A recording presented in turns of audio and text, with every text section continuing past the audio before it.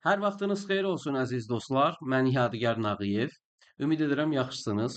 Aldığım məlumatlara görə yaxşı olduğunuzu zənn edirəm. Çünki artıq dəfələrlə mənə maillər gəlir və mən bu mailləri oxuduqca həqiqətən çox sevinirəm. Birincisi abituriyentlər cəhətdən bakalavr, magistratura, doktorantura və həmçinin dosent və professorlar belə artıq müxtəlif istiqamətlərdə suallar verirlər. O suallara cavab axtarmağa çalışırlar və mən də bu istiqamətdə onlara fərdi və yaxud da kollektiv burada olduğu kimi ictimai olaraq dəstəklərimi verirəm.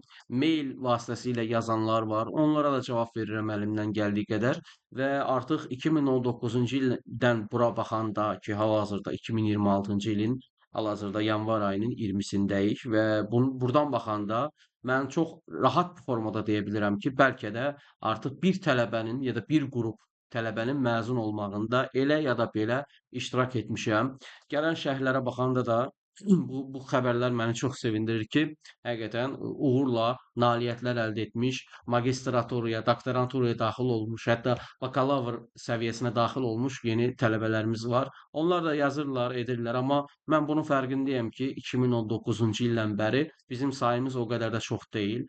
Olmamalıdır da. Çünki politologiya, beynəlxalq münasibətlər üstündə daha çox addımladığımız üçün birazdan bu sahəni biraz fəlsəfənin də dəstəyi ilə artıracağıq.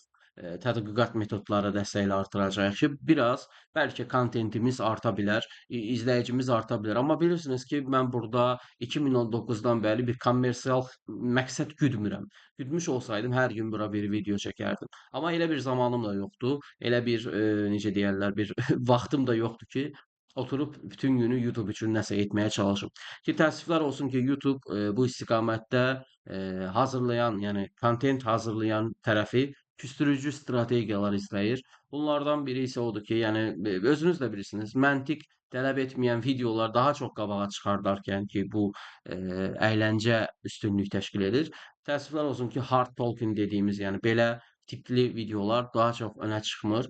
Çıxan yerlər də var, qəbul edirəm. Amma məsəl üçün mən reklam verib Azərbaycan bazarında belə deyək, Azərbaycanda istifadəçilərə bu videoları çatdırmaq istədim dəfələrlə. Amma YouTube müəyyən kriteriyalara görə, yəni Azərbaycan dilində olduğu üçün bunu qəbul etmir. Mən də yəni qərar almışam ki, indi olmasa da bir müddətdən sonra politologiya giriş mühazirə seriyasını türk dilində təqdim edəcəm. Çünki Türkiyədə də həqiqətən buna ehtiyac var. Və bir dəfə mən bunu etmişdim və etdiyimdə də böyük bir gözlənti, böyük bir necə deyərlər, feedback toplamışdım. İzləyən insanlar da təşəkkürlər etmişdi, sağ olsunlar. Yəni bu mühazirədən sonra eyni mühazirəni türk dilində, yəni Türkiyə türkcəsində təqdim edəcəm. Bəlkə siz yenə də orada izləmək istəyirsiniz, amma bilmirəm. Amma Azərbaycan dilində kontent hazırlamaq həqiqətən çox çətindir. Reklam edə bilmirsiniz. Yəni və s. İndi isə əziz dostlar, biz bürokratiya və artıq sonuncu iki mühazirəmizdən biri olan bürokratiya barədə danışacağıq. Ümid edirəm ki, sizin üçün də faydalı olmuş olacaq. Əziz dostlar, bürokratiyadan bugün nə danışacağıq? Bürokratiyadan əziz dostlar, bugün biz giriş hissədə belə deyək, bürokratiyanın nə demək olduğunu öyrənəcəyik. Etimologiya və ilk istifadə olunduğu yerdən baxacağıq. İdeoloji baxışlara baxacağıq ki, ideologiyalar, üç əsas ideologiya bu barədə nə düşünür? Martin Albronun 7 konsepsiyası var. Biraz buna toxunacağıq. Bürokratiyanın tarixi inkişafından, müasir dövr və dəyişikliklərdən, bürokratik strukturun əsas xüsusiyyətlərindən və təbii ki, bürokratiya deyiləndə ağlımıza gələn Max Weberin bürokratiya nəzəriyyəsindən və onun Polad qəfəs ifadəsindən danışacağıq. Sonra Weberin modelinin 6 qızıl prinsipindən və nəzarət islahatlar, ombudsmanlıq və yeni dövlət menecmenti dediyimiz anlayışlardan əlimizdən gəldiyi qədər sadə və bəsit formada danışacağıq. Amma sadə və bəsit formada vurğulamağımın əsas səbəbi odur ki, əziz dostlar, hamıya xitab etmək istəyirəm. Yəni bunu izləyən hər kəsin başa düşməyini istəyirəm. Əziz dostlar, bildiyiniz kimi bürokratiya deyiləndə ağlımıza hər gün müxtəlif növ məmurluq gələ bilir. Yəni bizim hərbiyə gedərkən belə deyək, iştirak elədiyimiz o səfərbərlik idarəsindən tutun da vergi ödədiyimiz yer, məktəb, xəstəxana və digər dövlət qurumları hamısı özü-özlüyündə bir bürokratiyanın nümunəsidir. Və biz düşünə bilərik ki, bəlkə icra hakimiyyətinə yanından keçərkən deyə bilər ki, bunlar bürokratlardır, yəni məmurlardır. Amma bu sadəcə belə deyil. Çünki bürokratiya sadəcə dövlət işində keçərli olan bir şey deyil. Ailə daxilində belə təşkilatlanmamış bürokratiyadan danışa bilərik. Məsələn, orada belə bir iyerarxiya var. Yəni subordinasiya qanunları var və orada atanın klassik ailədə hər zaman bunu deyirik. Atanın həyat yoldaşı və övladları üstündə bir hakimiyyəti var idi klassik ailələrdə və bu özü də təşkilatlanmamış bir bürokratiyadır əslində. Orada ata özü daxil olmaqla digərləri də ailənin işini qurduğu üçün, ailənin fəaliyyətini davam etdirdiyi üçün ailə bir özü qurumdur. Orada biz bürokratiyaya nümunə verə bilərik. Amma bu təşkilatlanmamış bürokratiyadır. İkinci, yenə də biz məsələn iş yerimizdən nümunə verə bilərik ki, məhz orada müdür və müdürün altındakı o departamentlərin rəhbərləri və ən aşağıda işçilər hamısı özü-özlüyündə bir iyerarxiyadır. Bir iyerarxiyanın olduğundan danışırıqsa, təşkilatlanmış və yaxud da yarı təşkilatlanmış ya da təşkilatlanmamış bürokratiyadan danışa bilərik ki, məncə burada bürokratiya yəni sadəcə siyasətdə deyil, yəni sadəcə dövlət işlərində, hökumətdə deyil, həmçinin özəl sektorda da, ailə daxilində də, öz məktəbdə də, hətta digər hər yerdə ağlınıza gələn hər yerdə özünü göstərir. Elə ya da belə. Yəni burada bir üst və ast münasibətinin olduğunu deyə bilirik ki, yəni birisi əmr verir, digəri isə bunu icra etməklə məhkumdur. Burada da yəni politologiyada biz bürokratiyanın çox əhəmiyyətli bir mexanizma olduğu, əsas qurumlar qurumundan işləməyindən necə əhəmiyyətli olduğunu görəcəyik ki, bu həqiqətən də bürokratiya politologiya daxilində çox böyük əhəmiyyətə sahibdir. Etimologiya və ilk istifadə olunduğu yerdən başlasaq, sözün kökündə büro sözünün görəcəyik ki, bu fransızcada masa örtüyü, ofis mənasında, yəni masa örtüyü mənasında istifadə olunur. Kratiya isə bir mənalı şəkildə demokratiyada olduğu kimi, digərlərində olduğu kimi də idarə etmə mənasıdır ki, yəni biz burada əslində bir məmurlar idarəçiliyindən, idarə etməsindən danışa bilirik.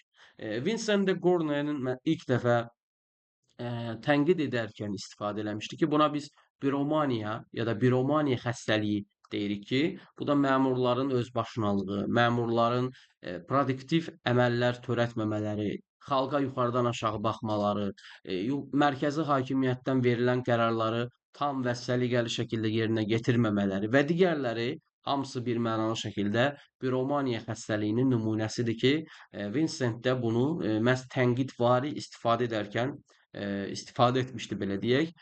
Mənası isə təbii ki, məmurların və ya idarələrin hakimiyyəti mənasında çıxış edir. Burada da əslində mən burada slaydda verdiyim məlumatlardan savayı da müəyyən şeylərə də baxmaq istəyirəm ki, nələr deyə bilərik. Məsəl üçün burada Vincentin Fransanın ticarət naziri olduğunu vurğulamalıyam. Slaydda bunu hazırlayarkən müəyyən qədər sürətlənmiş ola bilərəm, amma əlavə belə deyək, addition information dediyimiz şeyləri də verməkdən geri qalmamalıyıq.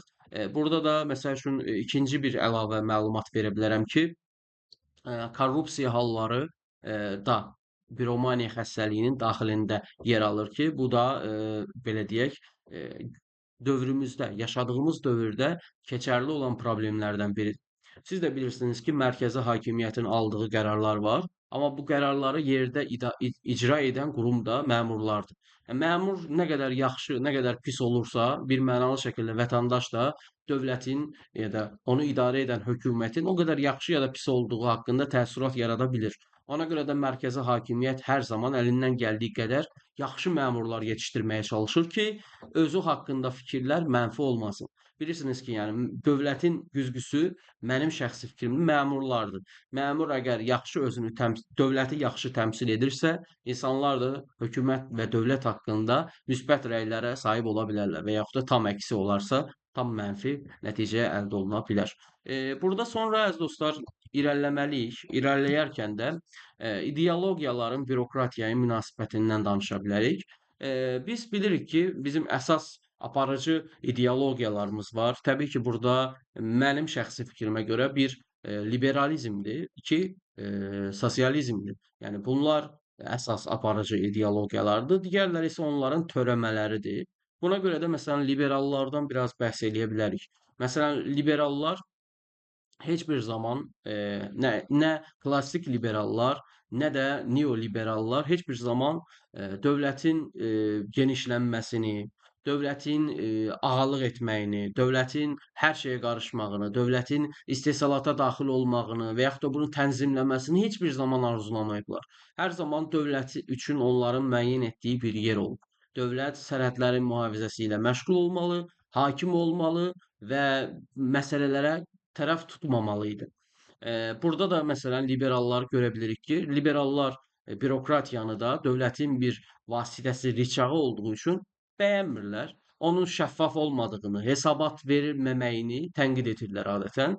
Sosialistlər tərəfdən isə təbii ki, burada müəyyən bir vurğu etməliyik. Sosialistlər özləri bir klassik sosialistlər var. Yəni bunlara biz siyasi leksikologiyada ortodoks sosialistlər deyirik. Digərləri isə daha çox heterodoks sosialistlərdir. Klassik, yəni ortodoks sosialistlər əziz dostlar, bir mənalı şəkildə Karl Marxın fikirlərindən təsirlənərək dövləti hakim sinifin, zümrənin və ya da elitlərin bir təzyiq vasitəsi olaraq görürdülər. Təbii olaraq dövlət əgər belədirsə, dövləti idarə edən, dövlətdə işləyənlər də, məmurlar da hakim sinifə tabedirlər və hakim sinifin maraqlarını təcəssüm etdirirlər, onları yerinə icra edirlər. Yəni onların qalxıb xalqın haqqında, xalqın maraqlarından çıxış etməyi gözlənən deyil. Amma bu klassik yanaşmadır, ortodoks yanaşmadır. Sosializm arzulanan bir şey oldu, amma tam icra edildimi sualına gələndə isə xeyr, tam icra edilə bilmədi. Çünki sosializm məqsəd etmişdi ki, özünə dövlət məqsəddə, yəni əsas məqsədə dövlət olmayacaq. Dövlətin olmadığı bir yerdə, olmayacağı bir yerdə normativ olaraq, yəni malı məli şəkilçisi ilə arzulanan yerdə biz nə gördük? Lenin dövründə də, Stalin dövründə də dövlət var idi. Dövlət var idi və varlığını qoruyurdu. Hətta Stalin dövründə bu dövlət kapitalizminə getdi və öz özəl təşəbbüs yerinə özü istehsalatla məşğul olaraq bir nəsə ortaya qoymağa çalışdı və bu qəsbkarlıq edərək də təbii ki, iqtisadiyyatı ələ keçirtdi. Burada isə yəni görürük ki, e, məmurlar da dövlət var olduğu üçün sosializmdə, ortodoks sosializmdə varlıqlarını qorudular. Baxmayaraq ki, yəni bunlar əslində ortodoksluqdan da çıxmışdılar. Çünki özünə məxsus bir sosializm modelləri var idi. Bu Mao'da da belə idi demək olar ki. Orada da dövlət əsas aparıcı rol oynayırdı. Əsas istehsalata məşğul olurdu, hər şeyə qarışırdı və təbii ki, burada da məmurlar varlıqlarını qoruyurdular. Hər nə qədər sosializm məmurları, dövləti tənqidlə ortaya çıxmış olsa da, bir yerdən sonra özü də o məqsədə, ali məqsədə çatmaq üçün dövlətdən və məmurlardan istifadə etmək məcburiyyətində qalmışdı. Klassik liberallardan biraz belə deyək, təsirlənən, amma özünü biraz düzəldən, təkmilləşdirən, reviziyaya məruz qalan neoliberallar da bu istiqamətdə. Məsələn, Friedrich Hayek, David Ricardo əvvəllər və sonraları bunların maraqları ilə necə deyərlər, Keynesin o 29 böhranında ortaya çıxardığı yenidən dövlətin genişlənməsinə qarşı tənqid səsləndirirdilər və deyirdilər ki, dövlət kiçilməlidir, dövlət böyüməməlidir. Çünki dövlət böyüdükcə insanların azadlıqları da azalır və insanlar azadlıqları azaldıkca iqtisadiyyat cəlbediciliyini itirir. Və burada da həqiqətən əsas problem olaraq məmurlar görsənildi. Çünki məmurlar gəlir naminə işləmirlər. Onlar bir mənalı şəkildə vaxtlarını itirirlər. Çünki ömür boyu məşğulluğa cəlb ediliblər və beləliklə istər-istəməz onlara nəzarət zəif olacağı üçün keyfiyyətli, produktiv istehsalat həyata keçirilməyəcək və beləliklə də israfçılıq yaranacaq. Çünki hər məmur, hər nazirlik öz büdcəsinin hər il dayanmadan artmağını istəyir və bu da təbii ki, dövlətin genişlənməsinə, amma bir o qədər də xərclərin artmağına, israfçılığa səbəb olacaqdır. Tarixi inkişaf mərhələləri var. Təbii ki, bürokratiya birdən-birə ortaya çıxmayıb.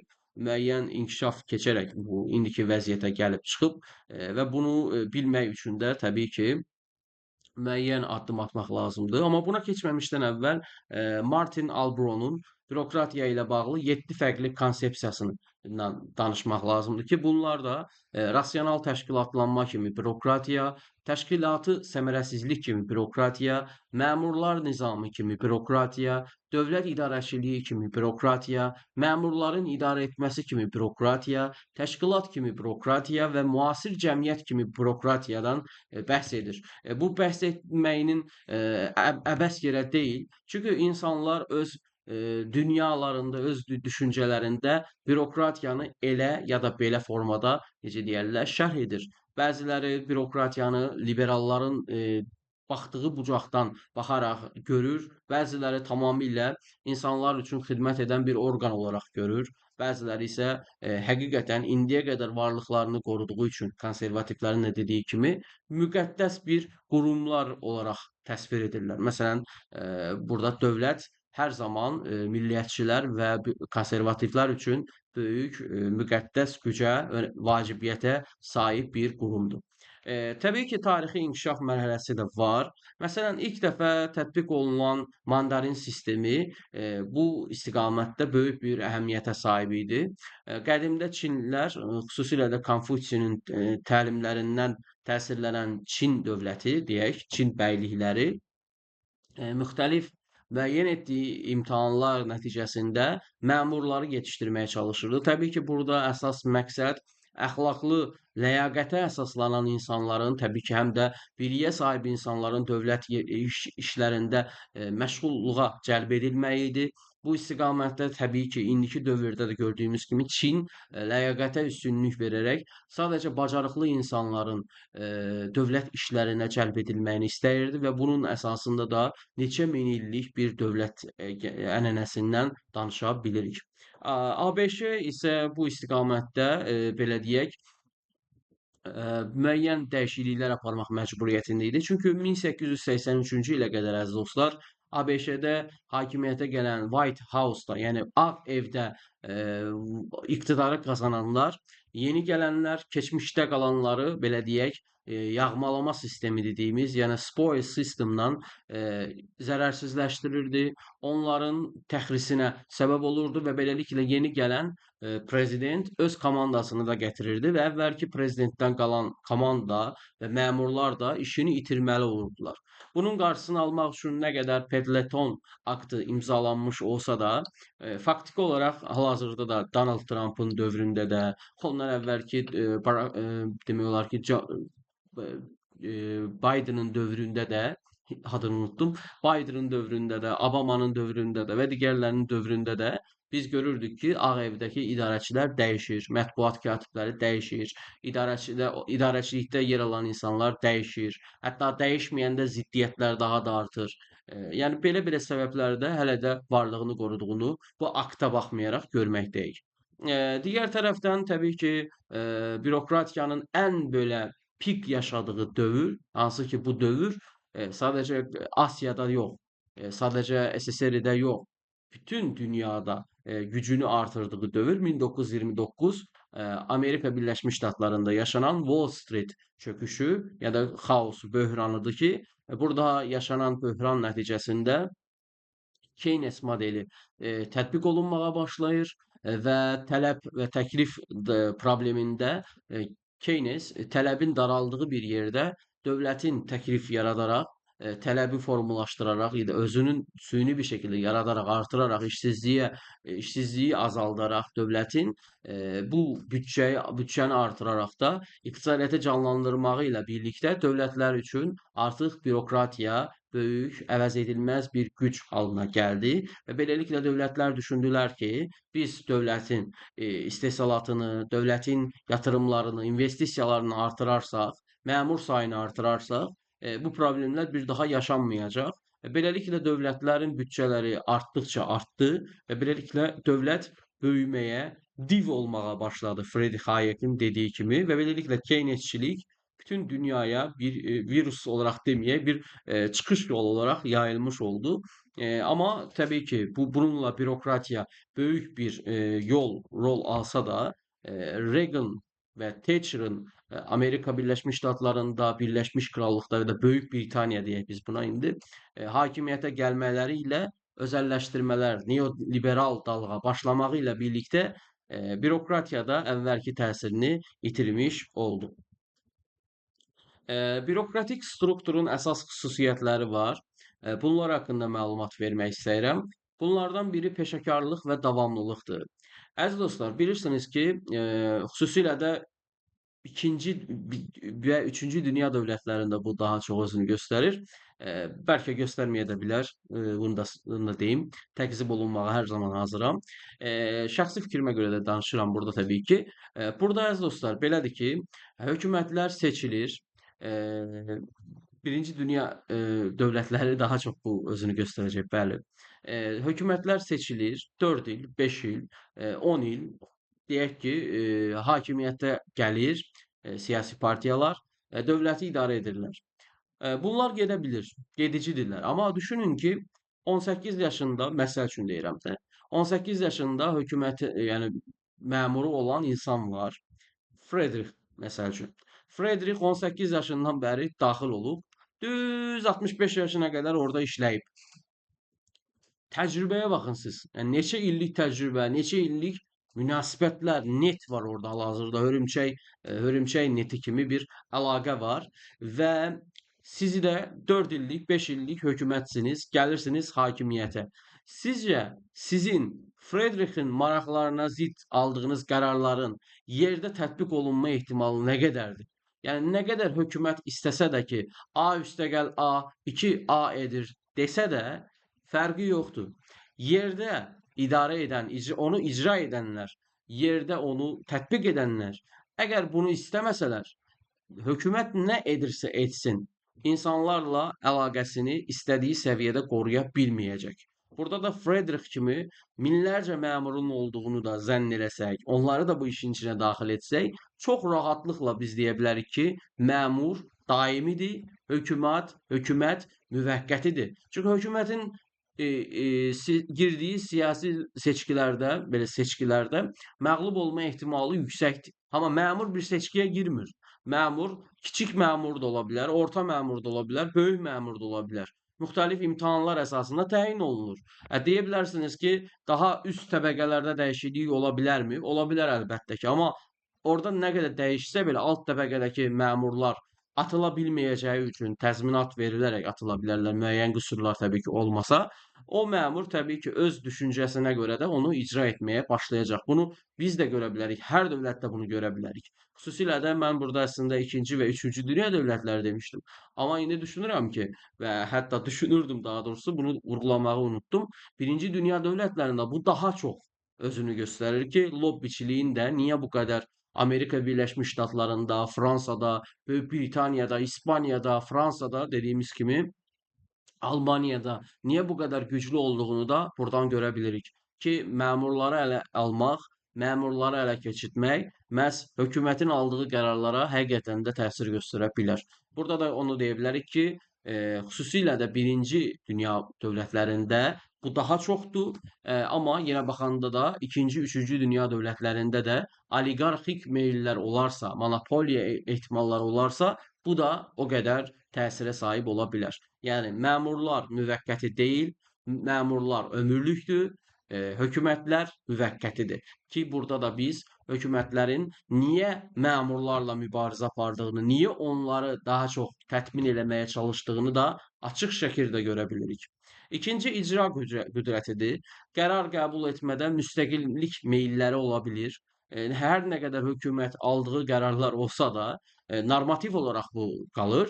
Amma icra edici də praktiki əsaslarda məmurun onu istədiyi kimi icra etmə vəzifəsi var. Yəni istədiyi kimi deyəndə əziz dostlar, onu elə düşünməyin ki, qanunlar, qərarlar var, onun tam əksinə olacaq. Xeyr, sadəcə onu icra edərkən belə qarşı tərəfə insana verdiyi müsbət və yaxud da mənfi reaksiyada bunu özündə göstərə bilər. Çünki hamımız məmurlarla belə deyək müraciət edirik ki, heç kim gedib hökumət üzvləri ilə görüşmür. Onlar sadəcə qərarları normativ olaraq alırlar, praktikada tətbiqi məmurlar edir. Onların bizim üzümüzə gülməməyi belə bizim hökumət haqqında mənfi düşünməyimizə səbəb ola bilər və yaxud da tam əksi. Məsələn, bunu ən çox siz köç idarələrində, yəni miqrasiya şöbələrində görə bilərsiniz ki, bir dövlətə gələndə xaricilər ən çox burada, bir də hava limanlarında ya da belə deyək, keçid məntəqələrində məmurların onların üzünə gülüb gülməməyi, məmurların onlara davranışlarına baxaraq o ölkə haqqında ilk təəssürat yarada bilirlər. Məxfilik də təbii ki, çox vacibdir. Məmurlar aldığı qərarlarda səssizdirlər, səssizlik belə deyək, təşkil edirlər. Onlar burdakı məlumatları çölə çıxarda bilməzlər, amma təəssüflər olsun ki, çölə çıxardan, jurnalistlərlə əməkdaşlıq edən, onlara məlumat ötürənlər də var. Hətta xarici kəşfiyyat orqanlarına xidmət edənlər də buna daxil edə bilərik ki, belə bir problem hələ də var. İyerarxiyada da isə əziz dostlar, təbii ki, rütbə bölgüsü və subordinasiya qaydaları var ki, altdakı məmur üstdəki məmurun aldığı, verdiyi qərar əmrləri, qərarları yerinə yetirmək məcburiyyətindədir. Amma bu o demək deyil ki, dediyimiz amillər olmayacaq. O bir mənalı şəkildə yuxarıdan gələn qərarları yerinə yetirəcək. Əgər belə bir şey olmuş olsaydı, hökumət rüşvətxorluqla mübarizə apardığı bir zamanda məmurlar rüşvətxorluğa görə həbs edilməzdilər. Tam harmoniya yaranmış olardı. Amma bir harmoniya olmadığı üçün də bu reallıqları unutmamaq lazımdır. Bizim gəldik ən məşhurumuza, məşhur Max Weberimizə. Max Weber Alman sosioloqdur və o belə deyək də bürokratiyanı tənqidvari bir şəkildə e, belə deyək tərif edərkən, onu analiz edərkən o istər-istəməz bürokratiyaya da böyük töhfələr verib, bunu müəyyən edərkən də onun fikirlərindən təsirlənərək bürokratik aparatın necə olmalı olduğu barədə fikirlər artıq buradan yayılıb. Bir qeyd eləməliyik ki, Weberə görə bürokratiyanın var olmadığı bir yer yox idi.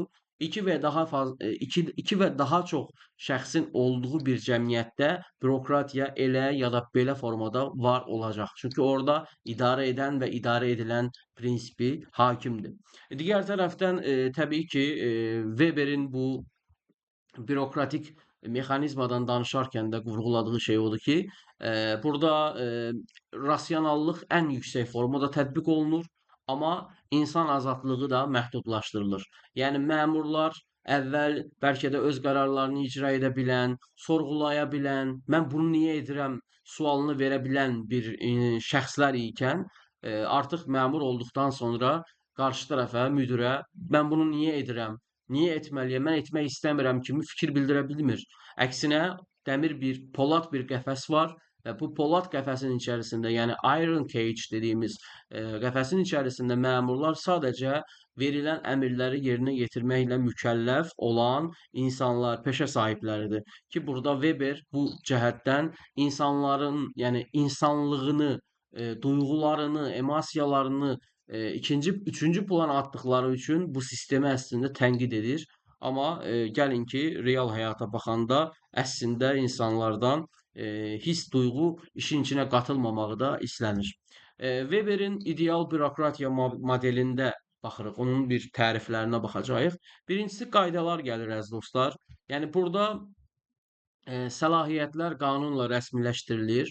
Hamı işini, yerini, səlahiyyətini, vəzifəsinin nə olduğunu çox-çox yaxşı bilir. Təbii ki, bunu bilməyənlər də müəyyən yollarda cəzalandırılır. Bunu da vurğulamalıyıq. Qaydalar müəyyəndir, səlahiyyətlər də qanunlara əsasən rəsmiləşdirilir. İyerarxiya hakimdir. Yəni aydın tabeçilik zənciri var. Kim kimdən əmr alacaq, kim kimə bu əmri belə deyək, paylayacaq, əmri çatdıracaq, nə olacağı müəyyəndir. Yəni müdirdən sonra işçi, işçidən sonra kim gələcəyi artıq müəyyəndir. Təbii ki, bilirsiniz ki, rütbə sistemi də var. Həm bizim ölkəmizdə, həm də digərlərində. O rütbə sisteminə görə də təsir dairələri nazirindən tut da ümumi müdirə qədər, belə deyək, ümumi müdirdən şöbə müdirinə qədər, işçilərə qədər hamısı özünü planlı şəkildə göstərir. Yazılı sənədlər var. Hər bir addım arxivləşdirilir. Alınan hər bir qərar əziz dostlar görə bilərsiniz və bu da həqiqətən kargüzarlıq cəhətdən bürokratiyanın əhəmiyyətini bizlərə təqdim edir. Qərəzsizlik var, rəsmilik var, şəxsi hisslər kənara qoyulur. Siz qarşı tərəfdəki bir insan qadın olduğu üçün ona xidmət göstərmirsiniz. O vətəndaş olduğu üçün ona xidmət göstərirsiniz. Və yaxud da qarşı tərəfdəki insan yəhudi olduğu üçün, müsəlman olduğu üçün, xristian olduğu üçün ona rəftar göstərmirsiniz. O vətəndaş olduğu üçün ona rəftar göstərirsiniz. Və yaxud da qarşı tərəfdəki insanın ictimai belə deyim imtiyazları yoxdur. Onlar hamısı qanun qarşısında bərabərdir. Müğənni ilə deyək ki, bir adi vətəndaş arasında fərq qoyulmur. Hamısı eynidir. Ləyaqət də təbii ki, işə qəbul zamanında yüksək bacarığa əsaslanması da meritokrasiyanın əsas belə deyək, simvollarından biridir ki, işə qəbuldan, işdən yuxarıya doğru çıxmaq, belə deyək, vəzifədə yüksəlmək hamısı bürokratiyanın daxilində bir meritokratiyaya, yəni ləyaqətə və bacarığa əsaslanır, biliyə əsaslanır. Ancaq praktikada təbii ki, biz bunun tam əksi vəziyyətləri də görə bilirik. Müasir islahatlar var əziz dostlar, bundan bəhs eləmək lazımdır. Bilirsiniz ki, 1980-ci illərdə vurğuladığım kimi, Böyük Britaniyada Margaret Thatcher, Amerika Birləşmiş Ştatlarında Ronald Reaganın dövrü ilə birlikdə neoliberalizm təsirini artırmağa başlayır və bu dövrdən etibarən dövlətin kiçilməyi, özəlləşdirmələr sürətlənir, intensivləşir. Artıq bu dövrdə biz görürük ki, public administration, yəni dövlət idarəçiliyi yerinə public management, yəni bir dövlətin şirkət kimi idarə olunmağı, dövlətin sahib olduqlarını gəlir əsasında davam etdirmək planlaşdırılır. Yəni zərər yaradan, xalis gəlir, belə deyək, zərər yaradan, gəlir qazandırmayan sahələr, belə deyək, hər cəhətdən əziz dostlar düşünə bilərsiniz. Dövlət üçün gəlir və yaxud da yenidən seçkiləri qazanmaq üçün gəlir olaraq da yeni səs toplamaq üçün də gəlir kimi düşünə bilərsiniz. Əgər bunlar edilmirsə, bunlar qazanc gətirmirsə, kəs at. Yəni buna biz kəsib atmaq deyirik. Beləliklə dövlət kiçilir. Sadəcə gəlir qazandıran və əsas strateji şeylər dövlətin əlində qalır və beləliklə dövlət artıq bir şirkətə, şirkət kimi idarəçiliyə qovuşur və beləliklə artıq biz dövləti idarə edənlər demirik.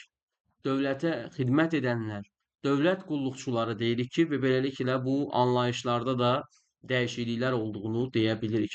Daha ucuz, çevik və vətəndaş yönümlü xidmət olmalıdır.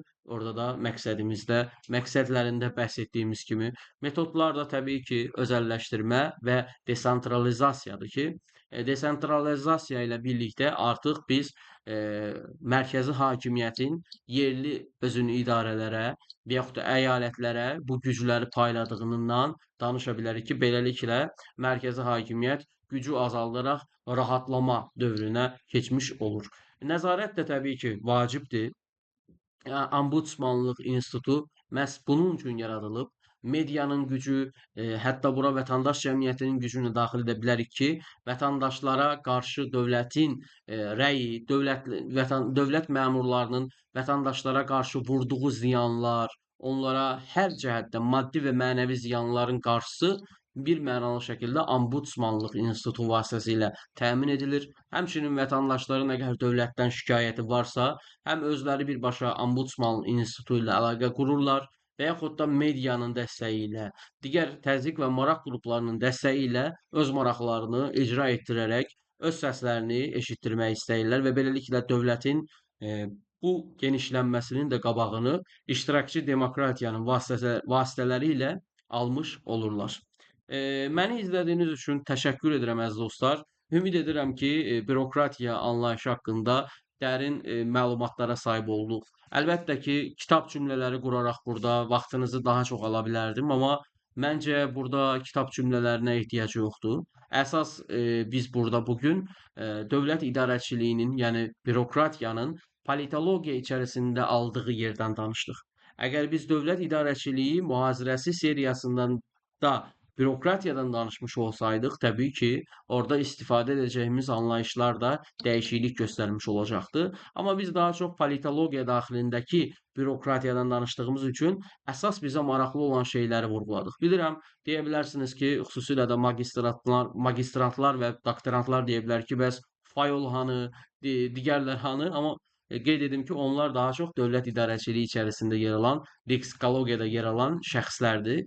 Bizi daha çox politologiya içərisində maraqlandıranlar bir mənalı şəkildə o gedişatdır, o dəyişiklik dalğasıdır ki, o dəyişiklik dalğasını az-çox biz bildikmi, politologiya üçün kifayət edər. Hə, bəlkə gələcəkdə dövlət idarəçiliyi barədə mühazirə seriyası hazırlayarıqsa, onda orada fayoldan da bəhs etmiş olarıq.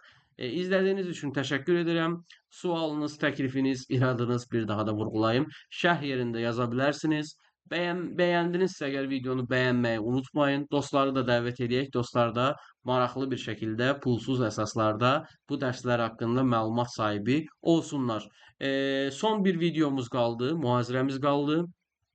O mühazirəni də tamamladıktan sonra politologiya giriş mühazirə seriyamız da beləliklə bitmiş olur. Artıq qaldığımız yerdən digər mühazirələrdə davam edəcəyik. Məni izlədiyiniz üçün bir daha təşəkkür edirəm. Sağ olun.